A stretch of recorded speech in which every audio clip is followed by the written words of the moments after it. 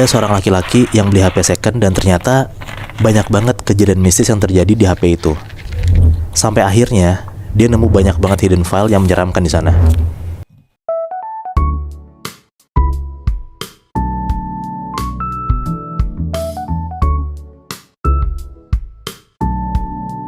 Ada satu keluarga di Jakarta yang sekitar tahun 2014 tuh ditinggal sama kakeknya dan diwarisi satu rumah mewah beserta isi-isinya juga.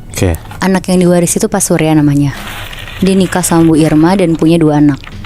Kita sebut aja Bulan sama Bintang nama anaknya. Bulan anak pertama perempuan umur 22 tahun dan Bintang laki-laki umur 20 tahun. Selisihnya cuma 2 tahun mereka. Jadi karena Pak Surya itu anak tunggal, seluruh harta kekayaan bapaknya tuh dikasih ke Pak Surya, termasuk rumah yang emang mereka tinggalin di sana dari Pak Surya kecil sampai punya 2 anak. Sehari-hari Pak Surya tuh juga masih kerja buat ngelanjutin bisnis almarhum bapaknya. Kalau anak-anaknya semuanya udah kuliah, tapi kuliahnya tuh pada di Bandung, jadi jarang-jarang pulang ke Jakarta.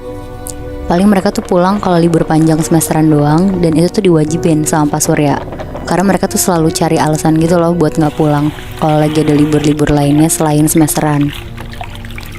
Nah, singkat cerita, pas lagi liburan semesteran, Bulan sama Bintang tuh pulanglah berdua naik mobil.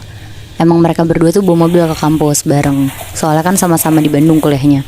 Pas sampai di rumah sekitar jam 8 malam, Bulan sama Bintang tuh salim ke Bu Irma sama Pak Surya, terus mau langsung tidur lah ke kamar masing-masing.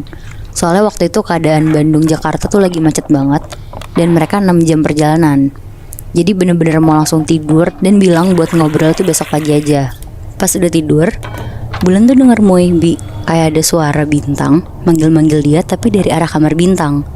Terus kebangun dong dia. Pas Bulan lihat jam, itu tuh jam 2 pagi. Akhirnya disamperin lah sama Bulan ke kamar Bintang. Pas dia sampai, dia buka pintunya. Bintang tuh lagi tidur, pules banget juga tidurnya. Bulan bingung, terus dia jalan balik lah ke kamarnya. Nah, kamar Bulan sama Bintang tuh di lantai 2. Dan di sudut-sudut ruangan tuh ada guci antik gitu Moebi, peninggalan kakeknya. Pas Bulan lagi jalan ke arah kamarnya, Bulan tuh ngeliat di pojokan kayak ada sesuatu yang keluar dari gucinya. Tapi karena malam, lampunya tuh mati kan, jadi Bulan tuh ngeliatnya juga samar-samar. Karena penasaran, Bulan nyoba ngedeket lah ke guci ini, tapi gak ada apa-apa ternyata. Akhirnya dia baliklah jalan mau ke kamarnya. Soalnya itu juga masih jam 2 pagi kan. Nah, terus dia buka pintu kamarnya tuh. Tapi tiba-tiba dia tuh kaget banget. Dia ngeliat di atas lemari bajunya ada perempuan lagi duduk, kakinya ngegantung ke bawah, terus nunduk gitu. Ini kejadian sebelum era reformasi, sekitar tahun 90-an. Kejadiannya di daerah pinggiran Jakarta, Jabodetabek lah. Ada sebuah toko yang punya namanya Pak Torik. Dia tuh pengusaha yang cukup sukses di bidang mebel. Dan dia juga kolektor barang antik. Jadi memang hobinya tuh main barang antik. Bahkan dia sampai jual barang-barang antik luar negeri gitu. Dan memang backgroundnya si Pak Torik ini keturunan orang kaya. Jadi generasi di atas dia tuh ya nggak sampai bangsawan, tapi emang orang-orang tajir lah dari dulu. Nah, Pak Torik ini punya 2 anak, cowok dan cewek. Yang cowok tuh udah kerja di luar kota, sedangkan yang cewek tuh ya tinggal aja di rumah sama dia karena masih kuliah. Jadi satu hari Pak Torik ini balik ke kampungnya di Jepara. Karena itu adalah 40 harian nyokapnya Pak Torik ini meninggal. Nah, jadi kampungnya Pak Torik ini kan di Jepara. Sedangkan Pak Torik ini udah ke Jakarta tuh puluhan tahun lalu. Jadi dia tinggal di Jakarta sampai akhirnya berkeluarga. Dan udah jarang banget dia pulang ke kampung. Sedangkan dulu waktu ibunya Pak Torik ini masih hidup, tinggalnya emang sama adiknya Pak Torik di Jepara itu.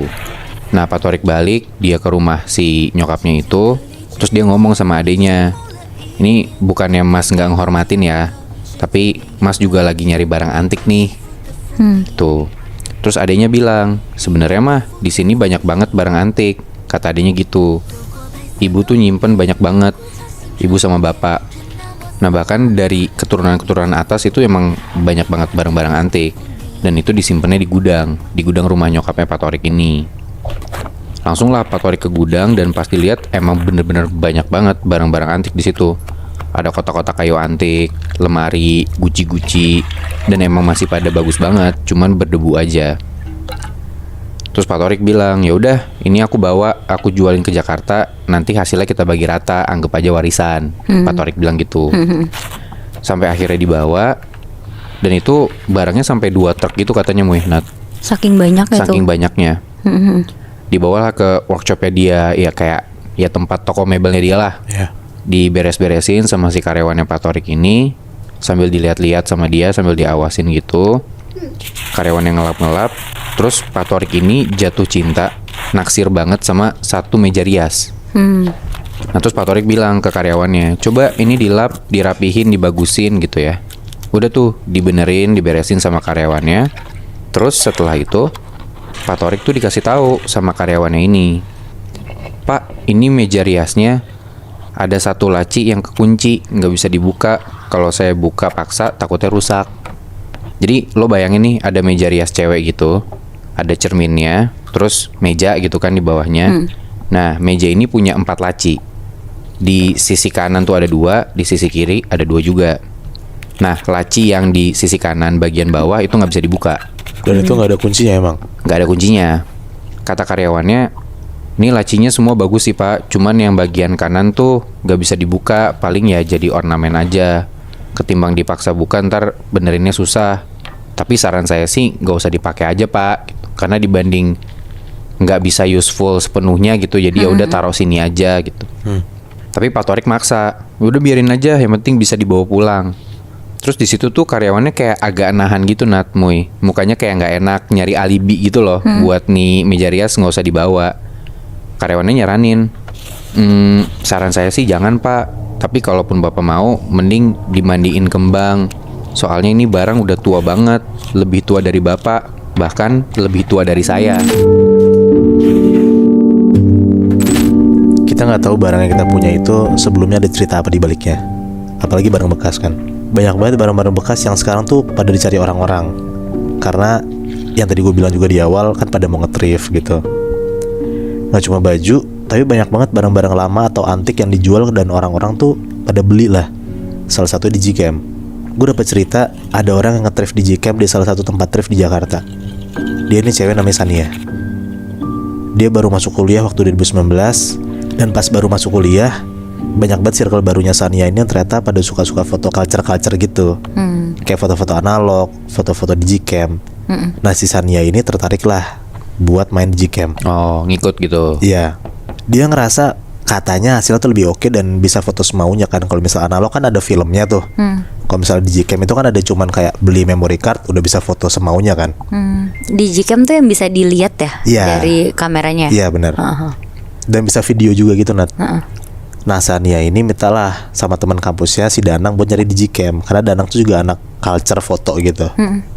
Ditemenin ke salah satu tempat di Jakarta yang katanya Danang sih emang biasanya anak-anak itu suka beli di situ. Mereka berdua ngiter sampai akhirnya mereka dapat nih satu di Gcamp yang masih bagus banget bodinya.